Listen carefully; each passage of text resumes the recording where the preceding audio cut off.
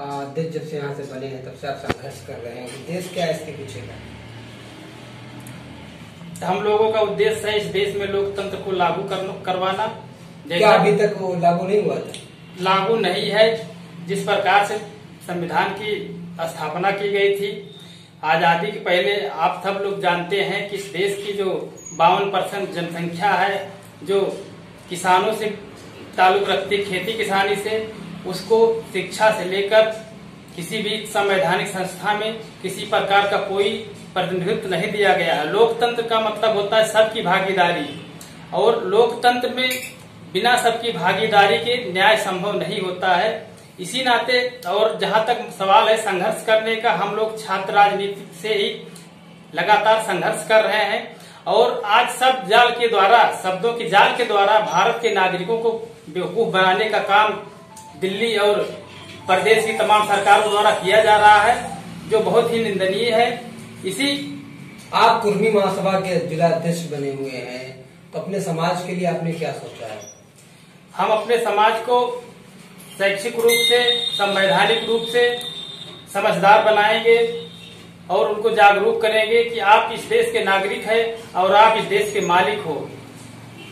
आपके लिए ही ये सरकारें चुनी जाती हैं और सरकारें नीतियों से चलती हैं। आपका विकास तभी संभव है जब आपके लिए संवैधानिक नीतियां बनेगी और ये नीतियां जो है ईमानदारी के साथ लागू की जाएगी। कहने के लिए तो भारत का संविधान लागू है, लेकिन प्रायः देखा जाता है कि उस व्यवहार में लागू नहीं है। जिस प्रकार से देखिए, अभी लोक सेवा आयोग के रहते हुए विशेष सचिव, संयुक्त सचिव की नियुक्ति की गई बिना किसी परीक्षा के, मनमाने तरीके से आज संविधान की व्याख्या की जा रही है। सुप्रीम कोर्ट के द्वारा और हाई कोर्ट के द्वारा मनमाने तरीके से निर्णय दिए जा रहे हैं। अभी हाल ही के वर्षों में देखा कि जब आपने संविधान की बात की, देश की बात की, लोकतंत्र की बात की, क्या लगता है आप एक जो है जाति को लेकर के चल रहे हैं, एक जाति वर्ग विशेष को लेकर के आप अध्यक्ष बने हुए हैं, तो ये संविधान कहाँ तक रहता है? बाकी जातियों को छोड़ दिया जाए, सिर्फ अपनी जात को आप आगे बढ़ाएंगे? देखिए, संविधान में कहीं भी जातीय व्यवस्था का प्रावधान नहीं है। मंडल कमीशन में कहा गया कि इनको भागीदारी देने के लिए जातियों, क्योंकि हमारा समाज कहाँ तक सही है? आप एक जाति वर्ग के जो है उसी पर बात कर रहे हैं कि जो भी भागीदारी देने के लिए मंडल कमीशन बना। मंडल कमीशन की रिपोर्ट ये कहती है कि भारत का समाज जो है 6000 कुछ जातियों में बटा हुआ है, तो उनको समाज की विकास की मुख्य धारा में लाने के लिए जातियों के आधार पर ही चयन किया गया। जाति का मानक क्यों बनाया गया? क्योंकि जातियों के आधार पर इनको कई हजार वर्षों से इनका शोषण होता रहा। अभी भी आप देखिए, जिस तरीके से प्रदेश के और देश के तमाम हिस्सों में घटनाएं होती रहती हैं, वो कहीं से ऐसा नहीं लगता है कि हम लोकतांत्रिक देश में जी रहे हैं। क्या आपको लगता है अगर ये जातिगत जो है अध्यक्ष या ये समीकरण बन के या एक संस्था या समूह बना करके काम करेंगे तभी कार्य हो पाएगा, या एक सामाजिक संस्था बन के काम करेंगे तो नहीं हो पाएगा जिसमें सभी वर्ग शामिल हो? देखिए, ये जो कुर्मी महासभा है, कुर्मी के अंतर्गत समस्त प्रकार की कमेरा जातियां आती हैं, जो भी परिश्रम, श्रमण संस्कृति का पालन करती हैं और अपने परिश्रम से ही अपना पेट पालती है, इस देश के लोगों को अन्न देती हैं। लेकिन जिस तरीके से उनको प्रतिनिधित्व नहीं दिया जा रहा है, जबकि भारत के संविधान के अनुच्छेद 15, 16 और 340 में स्पष्ट प्रावधान है कि जो भी सामाजिक एवं शैक्षिक रूप से पिछड़े हुए लोग हैं उनको हम संवैधानिक संस्थाओं में भागीदारी देंगे और जिससे वो समाज की मुख्य धारा में जुड़ सके। ये बताइए, हमारा शोषण जाति के आधार पर होता है, ना कि नागरिकता के आधार पर। आप एक लाइन है, सुप्रीम कोर्ट कहता है कि न्याय होना ही नहीं चाहिए, न्याय होते हुए दिखना चाहिए। कहाँ दिख रहा है न्याय होते हुए? उसी सुप्रीम कोर्ट की गाइडलाइन है।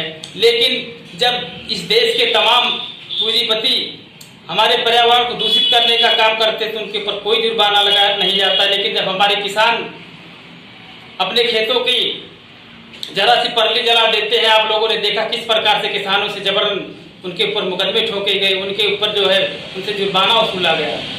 तो जातियों का मानक इस नाते रखा गया क्योंकि जाति के आधार पर आप देखिए, जात बनाने वालों ने जात क्यों नहीं खत्म की? आज जहां भी देखो वहां भी संविधान विरोधी लोग संविधान को खत्म करने की बात कर रहे हैं, संविधान में बदलाव करने की बात सरेआम कर रहे हैं, जबकि वो संविधान की शपथ लेकर हमारे प्रतिनिधि बनते हैं। अभी तक कितने मामले आए जिससे आप अध्यक्ष हुए हैं, जिसपे आपने निस्तारण करवाया हो या संघर्ष किया हो? बहुत से मामले आते हैं हम लोगों के पास, जिसको हम लोग लोकतांत्रिक तरीके से निस्तारित करवाने का प्रयास करते हैं। और जब जनता जो है अपना प्रतिनिधि 5 सालों के लिए चुन लेती है तो उसका सारा अधिकार उसके प्रतिनिधि पा जाते हैं और वो प्रतिनिधि ही उनकी समस्या उलझाते हैं। अब देख लीजिए इसी सवाल पर, समस्या के निवारण के लिए सरकार ने तमाम शब्द जाल भेजे आपके पास, जैसे तमाम शिकायती प्रकोष्ठ बनाए इन्होंने, जबकि ये काम हमारे चुने हुए प्रतिनिधियों का होता है कि वो अपनी जनता की समस्या को अपने सचिवालय को भेजें, अपने विधानसभाओं में उठाएं और वहां से आदेशित किया जाए यहाँ के अधिकारियों को, यहाँ के जो हमारे प्रशासन में बैठे लोग हैं, शासन में बैठे लोग, उनको जो है निर्देशित किया जाए कि वहां पर ये समस्या है। लेकिन इस प्रकार से लोकतंत्र को शब्दों के जाल के घेरे में मरोड़ कर रख दिया गया है और आज एक आम इंसान आजादी का मतलब नहीं समझता है, उसकी कहीं कोई बात सुनी नहीं जाती है। तो ये बहुत बड़ा ही दुर्भाग्यपूर्ण है। नई नवेली सरकार जो बनी थी 2014 में, तमाम बड़े बड़े वादा करके आई थी, लेकिन इसने विकास के स्थान पर विनाश करने का काम किया है। आप देखिए इनकी जितनी भी नीतियां हैं वो विज्ञान से और संविधान से दूर दूर तक इनका कोई रिश्ता नाता नहीं है। ये सब पाखंडवाद और संविधान विरोधी नीतियां बनाने का जो काम सरकारें कर रही हैं, इसका आने वाले समय में जनता हमारी जरूर जवाब देगी। आज जनता को जरूरत है समझदार बनने की, क्योंकि जब आप समझदार नहीं बनेंगे तब जान नहीं पाएंगे हमारे अधिकारों का किस प्रकार से हनन हो रहा है, हमारे किस अधिकारों किस प्रकार से छीना जा रहा है।